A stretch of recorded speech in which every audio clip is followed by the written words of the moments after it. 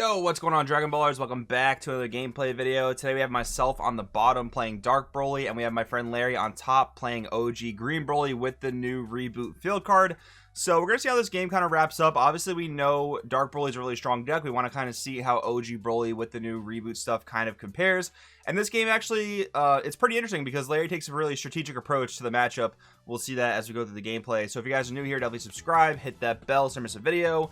If you guys want to help the channel out, go down in the description. There are many links down there that will help out. Namely, you guys can check out the Patreon if you want to step your game up as well as support the channel. Otherwise, use my link to TCG Player if you want to buy or pre-order any of the cards you see in today's video. That being said, I'm going into my turn one. Larry had a turn one where he played his field card, so he's pretty much set up now. His leader no longer has to discard cards due to his leader effect. If you guys don't remember what OG Broly does, on his unawakened side when he swings, both you and the opponent have to pitch a card, but the field card prevents that. And then on the backside when you swing, you draw, and then you and your opponent both discard a card and KO one of your own battle cards. So the field card basically prevents both of those things from happening because the field card comes back immediately once it's removed from the field by one of your own skills. So I have a pretty solid turn one here. I go into my Demon Realm Ravager to get a card out of his hand. He doesn't have anything on board, so I don't go into Uncontrollable Berserker, obviously. And there's no real reason to go into the blocker. The only time I really go into turn one blocker is if I'm up against another aggro deck. Could be Reboot Gohan, could be Red Broly, could be Vegex. But normally in this scenario with no battle card on board and I'm playing against more of a mid-range slash hand control deck, I'll go into Realm Ravager to get a card out of his hand. So he's going to play Bardock, and he's going to use the Unison mechanic to put another marker under it. It does put him at a pretty low hand size, so it's definitely a I guess a bit of a risky move, but we've been playing a few games now between this matchup. And I was able to put a lot of attacks into his Unison, especially if he doesn't have Dormant. So it's quite possible here that he does not have Dormant. So that might be why he's kind of beefing up his Unison. Now here's what I was talking about before with kind of Larry's strategic approach. He's not going to attack with his leader because the way he saw it when we talked about it, he attacks, I get to put a card from hand in the drop, which essentially helps my strategy out, right? So you do that, it helps my strategy out. He doesn't really gain anything from attacking me. Yeah, I would lose a life, but it wouldn't really be all that bad for me. So I do kind of think it was an interesting approach there to not attack my leader. But we're gonna go in at his Unison. We're not gonna be able to awaken though, and I'm not gonna combo because if I did, he would just be able to knock it out immediately with his Bardock Unison effect. So we're gonna play Meki here, and Meki's not particularly great in this matchup. The only reason I'm really playing it is because I have no better turn 2 play in my hand. And I want to be able to just pull some Dragon Balls out of my deck because against a hand control deck, pulling that out is good. I do call Broly 6. I type it in the chat just because it's probably the best thing to call since he's going into his turn 3. So I don't have to deal with him dropping the 6-drop Broly on me. But yeah, he ends up Frieza popping it anyway. So I'm going to go into my Brainwash No More here. I think I had 6 cards in my drop. So basically putting 3 back and getting another attack at his Unison felt pretty solid. And then when Brainwash goes away, I get to play Tag Team Gohan. Tag Team Gohan is a card I'm testing right now, and it's definitely not bad. I think at this moment my deck has about 33 or 34 30Ks in it, and there's a number of 15Ks, or not even just 15Ks, like lower power battle cards that are really good at Dark Broly. This Gohan is one of them. I mean, in one way, it's free aggression when you use your leader effect to remove one of your 30Ks, and then you can play him for free, or use good defense when your overwhelm leaves, or the same thing when you use your leader skill to combo one of your 30Ks, he comes down for free. So Larry's making a play here that I think kind of gets him back into the game a little bit, because Paragus in this deck, I talked about it in a video previously, it is actually, I would like definitely classify it as a broken interaction, because as long as that Paragus lives, he just draws free card, free card, free card. Unfortunately, Dark Broly has very easy access to removal, so that might not be super viable in this matchup. But now here's the interesting thing. Larry takes a different approach to the next turn, which is his turn 3. He did skip charge, by the way, because he was very low on hand size. So here he actually decides to go pretty ham on the aggro. And I kind of get it because he has enough attacks to force me to 4 and then put another attack on to possibly force me at 3. And I do take it for a few reasons, one of which I'm not super threatened by his board state, mostly because he only has 3 cards in hand. And secondly, if I were to combo, it would cost me way too many cards to get out of it because Bardock would be able to knock out one of my combos. So I take it, go to 3. I'll have to play defense from here, and eventually he will awaken, so he will also blow his hand up a little bit. But we'll have to wait and see what happens as a result of that. So we are going 15k into the Unison here. Another 15k into the Unison. And then my Realm Ravager will be the final attack. Again, looks like he doesn't quite have Dormant. Looks like he warped Dormant actually off of one of my Realm Ravagers.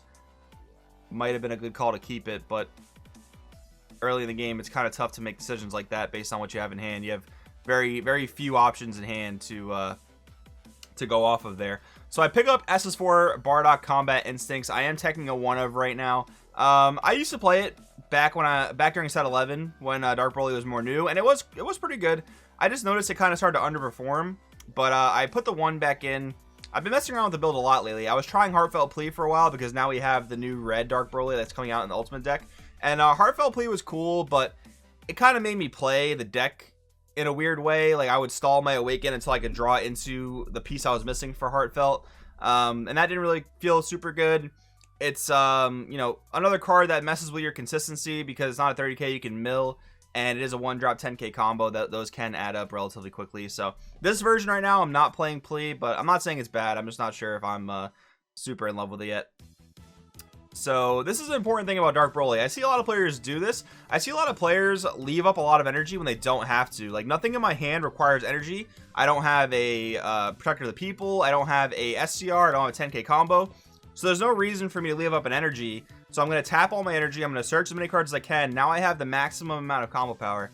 So if I needed more, if I needed the energy, I would leave it up. But I don't need any energy for anything during my opponent's turn. So why would I leave it up, right? So Larry's awakening now. We're going to see what he's got going on. A little bit unfortunate, Larry. I remember Larry mentioning it right at this part. He's like, oh, I wish my leader could attack into battle cards because I have a 15k battle card just sitting on the board. I will have to get rid of a battle card when he attacks with his leader, and that is one of the really powerful things about OG Broly, paired up with the new field card and Paragus 1-drop. So I will sacrifice the Gohan to his leader skill. I'll combo the Gravy, put 2 back into my drop. Gravy, too, has been excellent in the deck as of late. In earlier builds, I wasn't playing it, but lately, or probably the entire time, Gravy was a really good card. Putting 3 in the drop for 0 energy. And that's what makes this card so much better than the Unison, right? It does what the Unison does for 0 energy. Yeah, it costs you a card out of your hand, but the Unison can't be used for your Dark Brolys, so it's more cards in the deck that you can't warp for your Dark Broly effects. And costing 0 energy matters a lot, because in Dark Broly we don't have any untap energy effects, so it does make a big difference. So we're gonna get back to our turn 4. This is probably where I can stop charging. 4 energy in Dark Broly is quite a bit. You definitely don't really need 5 unless the game is like super extended and you're trying to make a lot of different plays. But anyways, Larry's at 4 here, and he's kind of evened out the board state more so than it was before. I do have a really big board, so he's probably hoping he has Dormant. Doesn't look like he has Dormant though, because he's going to take that and go to 3. We're going to use Toa's effect to KO one of my Brolys and pick up a Broly, and through that I'm going to be able to replay Uncontrollable Berserker, since I got rid of it, got rid of the unique, and I didn't play it this turn, so I can play it again. Warp his Paragus. We're going to put 3 back with our leader, draw a card. We're going to tap 1 to add a ball back from our drop to our hand, and that puts us at 6 exactly in the drop. So we're going to play the SS4 Combat Instincts, and this is a position where it's really good because my opponent has no Unison. He can't counterplay it, and I get 2 random cards out of his hand. I know that he doesn't have Dormant, because if he had Dormant, he would have already used it probably. But to be fair, I guess he could use it here, but he doesn't, so he doesn't have it, clearly. Larry is thinking about the defense here. He's going to tap 1 for a Shocking Death Ball, so he can remove one of my Toas. Luckily for me, they've both used their effects this turn, so I've already gotten value out of both of them. We're going to go with Realm Ravager to his leader.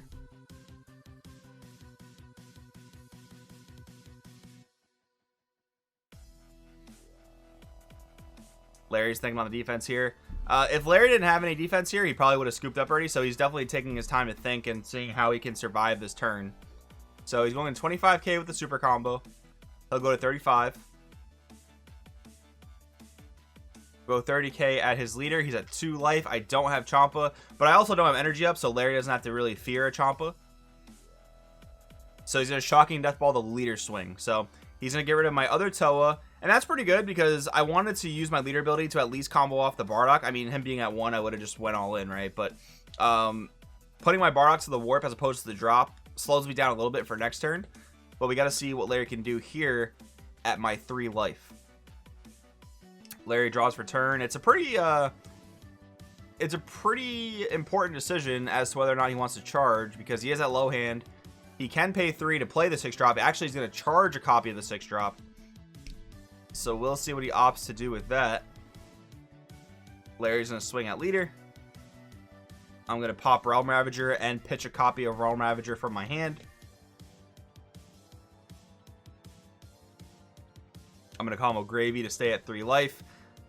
I'm still not like super threatened, but you never know when he could drop a giant double striker. He may have had a copy of Bard of the 6-drop Broly in his hand, so if I did go to 2 and he pitched 2 cards out of my hand, that could have been actually a really big tempo swing. Depending on what he had in his hand, maybe just like 1 super combo, that could have actually been a really big game changer. So he's going to pass with 4 energy up. I think he was hoping I would take that damage, but with the Gravy, just made all the sense in the world not to take it. So he is going to Dormant here, but he's at 1 life. So I'm going to leave it at 30 because he has to have something crazy. Okay, so he combos the Ape SCR. And I was figuring he had to have like a Cells Kamehameha or a super combo or something like that. I didn't even know what SCR he played actually. But we're not going to go in on the 30k. There's no reason to go in on the 30k for that reason. That's kind of just like asking to get wrecked, right? So we play the Realm Ravager at the drop area. We get the last card out of his hand, and that's going to be the game. So for a while there, it was very, very close. For a while there, I think Larry pulled the trigger a little bit too fast. Like the turn that he stalled me, then the next turn he decided to go a little bit aggressive. Wasn't quite aggressive enough, I think, to make that decision, but it was still a very interesting game, and I think the turn that Larry did stall me shows a potential way to play this matchup. So we'll play it some more. If we get another interesting game like this, I'll post it on here for you guys. Hope you enjoyed. Thanks for watching, and I'll see you next time.